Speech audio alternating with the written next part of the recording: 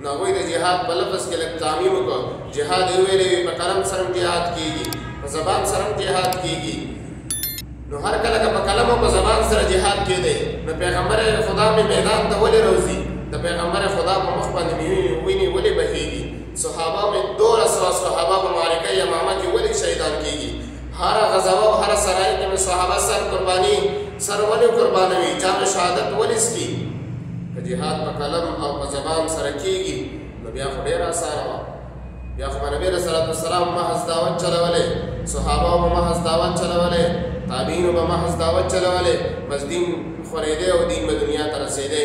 نه دین چې دنیا ته رسېدلی د جهاد په زور باندې رسېدلی دی. د یهودو په دې لفظ جهاد کې تعمیم وکړه، زما او ستا مسلمان کې کوتاهي پیدا کړله.